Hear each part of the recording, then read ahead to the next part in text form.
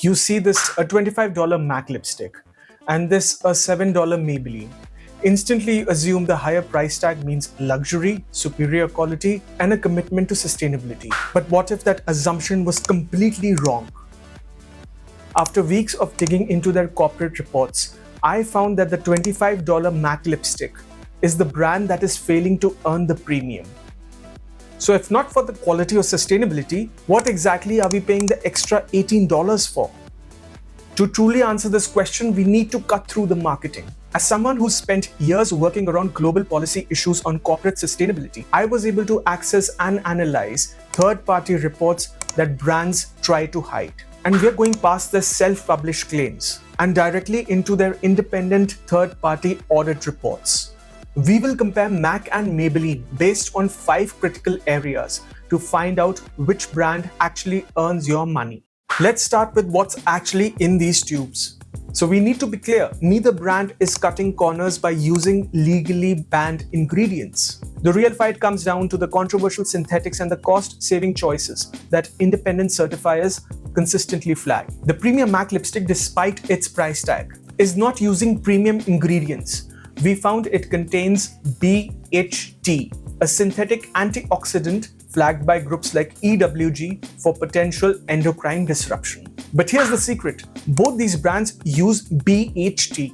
You aren't paying an $18 for cleaner ingredients. You're paying a premium for a formula that uses the same cheap preservatives found in the drugstore brand.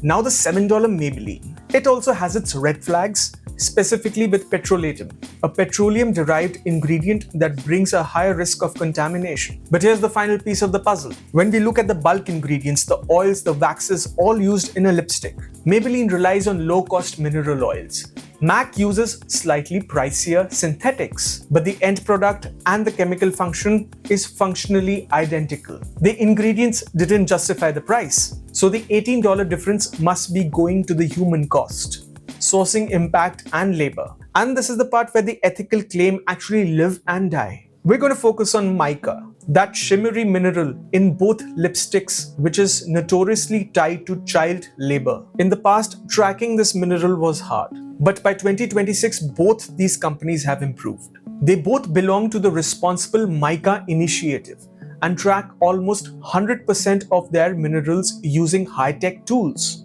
But when independent watchdogs dig a little deeper, they find some of the details a little murky, meaning they can't guarantee that the illegal mica isn't shipping into their product. It's a promise, not a guarantee. Now for MAC, the $25 luxury brand, logically this brand should be flawless. But their parent company Estee Lauder has the same problem. While they source less mica from India, their public verification reports don't show the mines from where the mica is sourced from. The data is clear on this one. On the issues that define ethical labor, the luxury brand is just as opaque, if not worse than the budget brand. This means that the $18 premium is not being reinvested in the hands of the workers mining mica.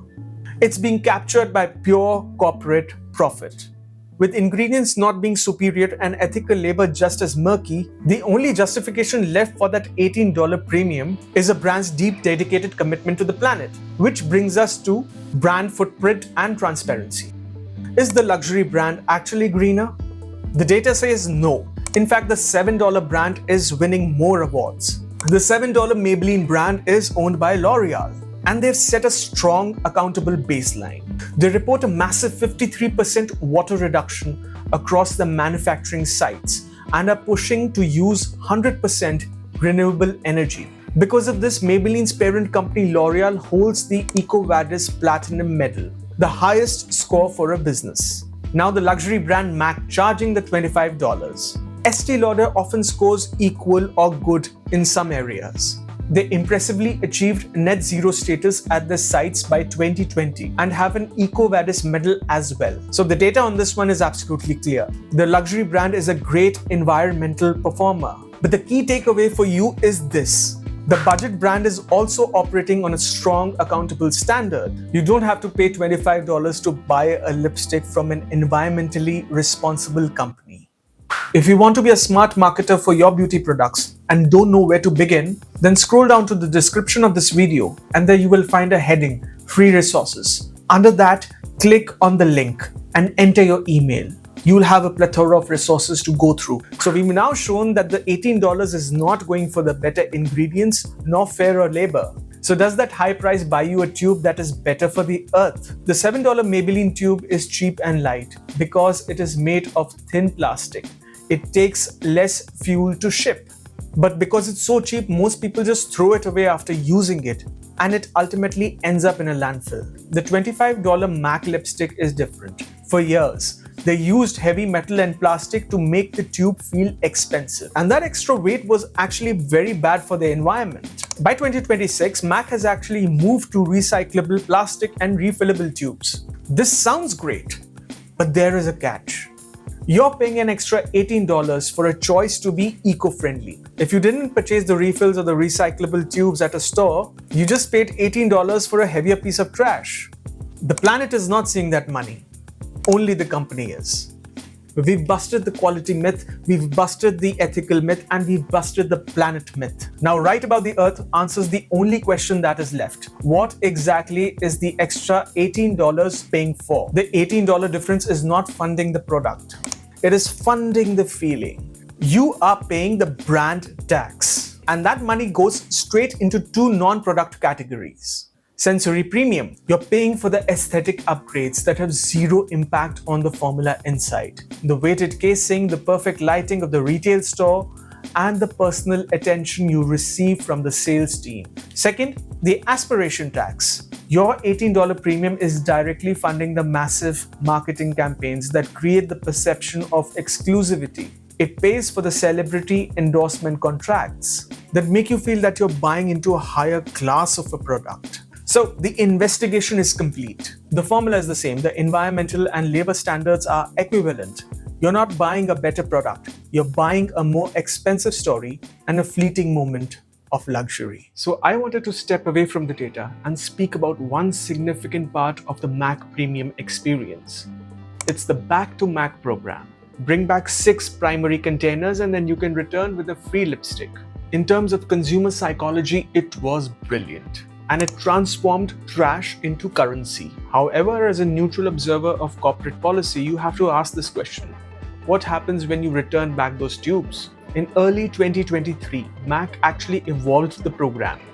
While you can still return your empties to ensure they are processed correctly, the free lipstick reward was gently phased out from many of the regions. And the shift tells us a lot about actual recycling. True recycling of small multi-material cosmetic components like a lipstick tube with its metal clicker and a plastic shell is incredibly expensive and energy intensive. By removing the free product incentive, MAC effectively moved the program from a market-driven reward to a sustainability initiative. And from a sustainability standpoint, it's a very honest approach because it stops encouraging consumption for the sake of a reward. But for you as the consumer, it changes the value proposition. If you aren't getting a free product, the $18 charged as a brand tax is now funding a whole recycling infrastructure. If your priority is keeping high-grade plastics out of landfills, then yes, MAC's partnership with companies like Close the Loop ensures these materials are actually downcycled or recycled rather than incinerated. But it's important for you to see what it is. A service you are paying upfront in that $25 price tag. In a nutshell, you are essentially prepaying for the responsible disposal of your luxury containers. It's a sophisticated system, but it's one where the financial and environmental work is being shared between your wallet and your effort. So next time when you're standing at a makeup counter, remember this. When a brand charges a premium, it's not your money funding a healthier supply chain. It is your money funding their marketing and profit. If this video opened your eyes a little bit, then hit a like button on it right now. And share this investigation with a friend so that we can expose more marketing myths. If you want to keep cutting through a noise and find the truth behind a price tag, then hit the subscribe button right here. And tell me in the comments which luxury brand should I investigate next.